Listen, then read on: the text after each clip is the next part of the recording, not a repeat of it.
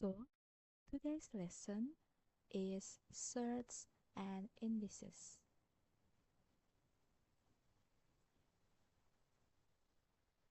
After working through this chapter, I want you to be familiar with different sets of number, and you should be confident when using and manipulating surds.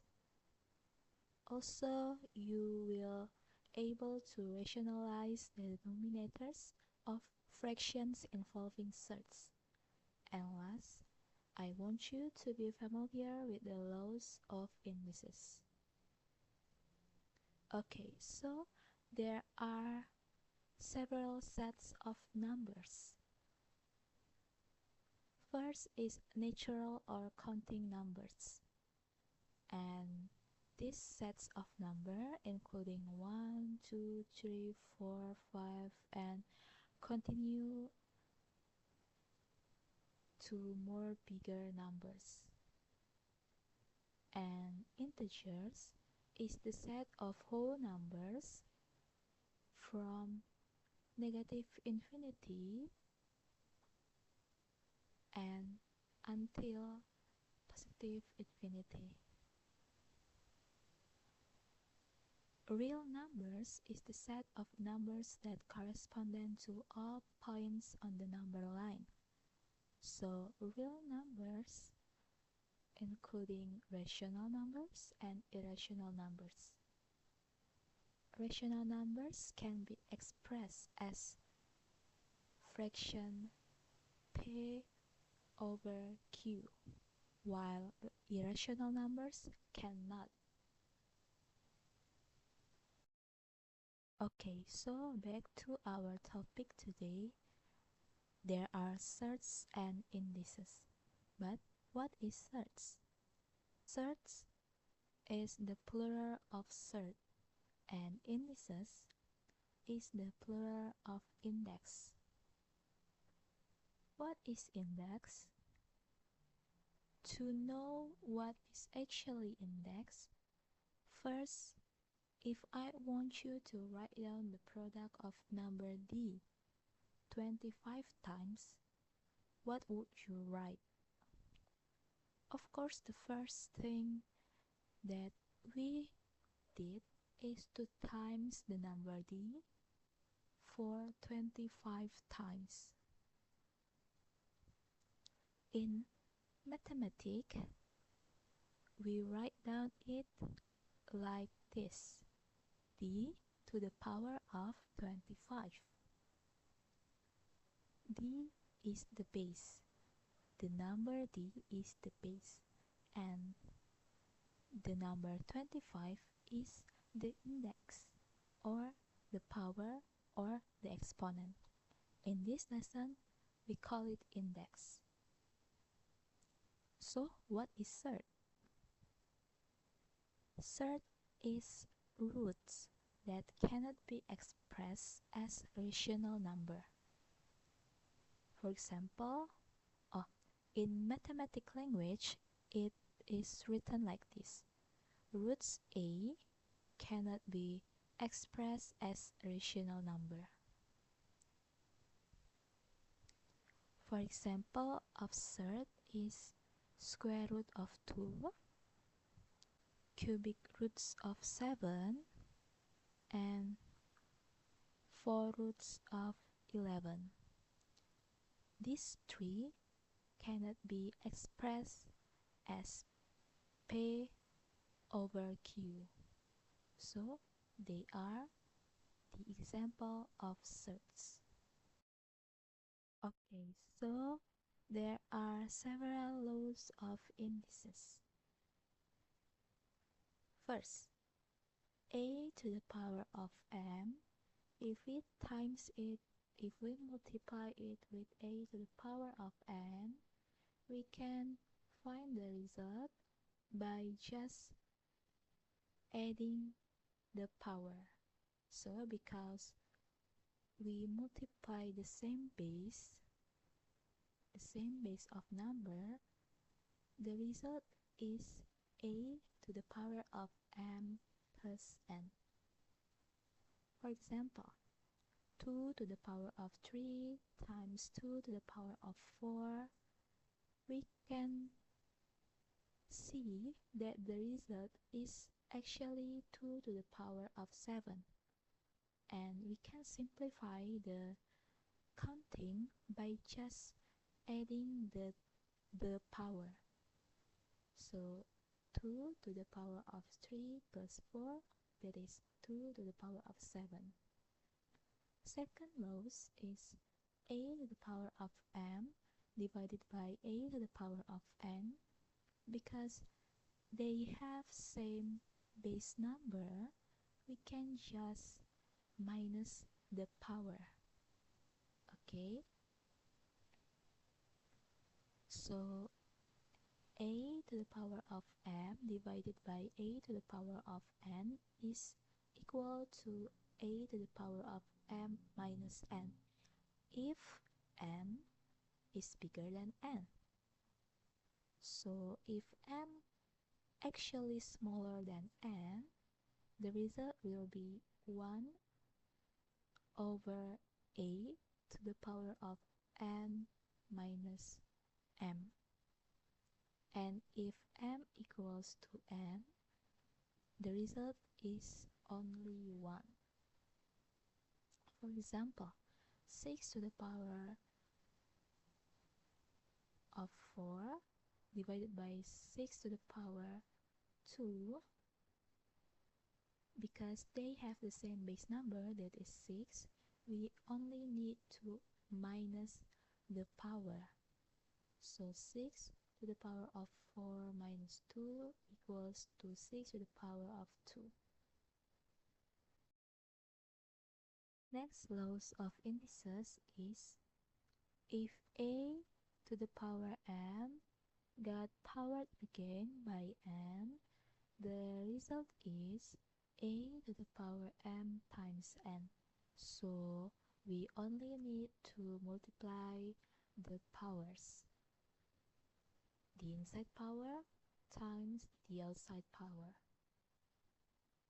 So we've got a to the power n times m, and it is same with a to the power n and got powered again by m.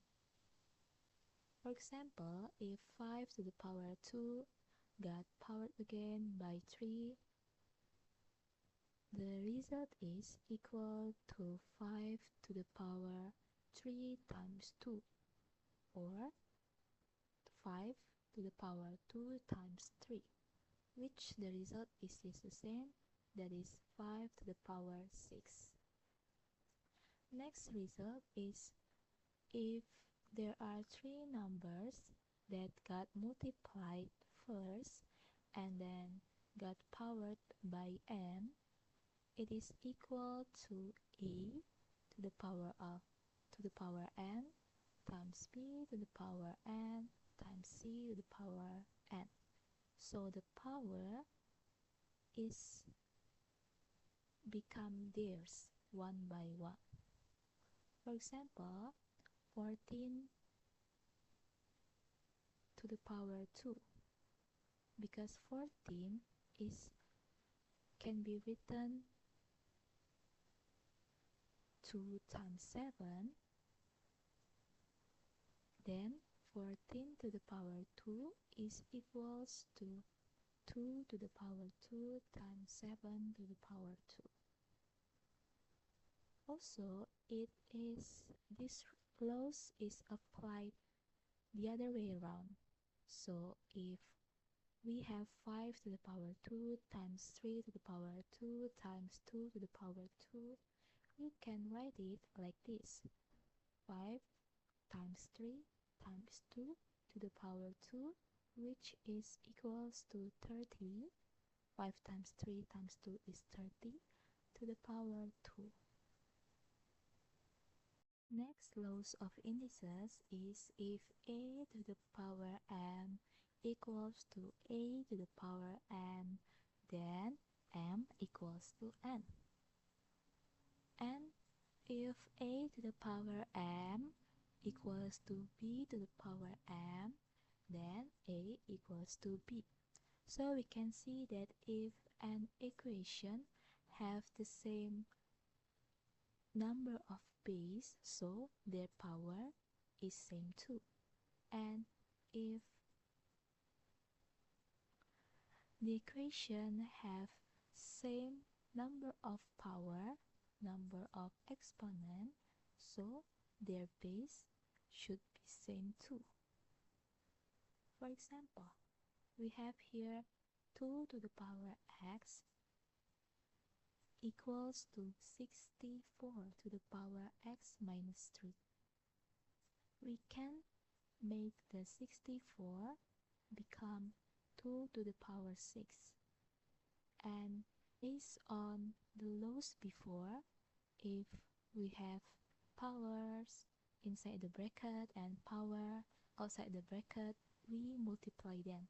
So it becomes 2 to the power x equals to 2 to the power 6x minus 18. It means because the number of base is the same, so their exponent, their powers is same too. So we've got x equals to 6x minus 18. We solve this equation and find that x is equal to 18 over 5. Next laws of indices is a to the power minus n is equals to 1 over a to the power n, or the other way around, a to the power n equals to 1 over a to the power minus n. For example, if we have 2 to the power minus 5, it is actually equals to 1 over 2 to the power 5. And if we have 3 to the power 4, it is actually equals to 1 over 3 to the power minus 4. Next laws of indices is if we have fractions such as a over b and got powered by n, it is equals to a to the power n per b to the power n, and it can be also written like this: b over a got powered by minus n. For example, we have a fraction that is 2 over 5, and we want to power them by 3. So it can be written, it is equals to 2 to the power 3 over 5 to the power 3, which is equals to 8 over 125. But we can also write 2 over 5 to the power 3 to be 5 to the power minus 3 over 2 to the power minus 3. After law of indices, we will learn law of surds. First is n roots of a is equals to a to the power 1 over n, and this is what we call as basic property of surds. Second law is n roots of ab equals to n roots of a times n roots of b. For example, 3 roots of 10 equals to 3 roots of 2 times 5, because 10 is actually 2 times 5. And we can part them to be 3 roots of 2 times 3 roots of 5. Next law of surds is n roots of a over b is equal to n roots of a over n roots of b, and this can be also written as a over b to the power 1 over n. Last law of surds is n roots of a got powered by m. We can write it like this, that is a to the power m over n. For example, if we have 2 roots of 2 to the power 5, it is equals to 2 to the power 1 over 2 to the power 5,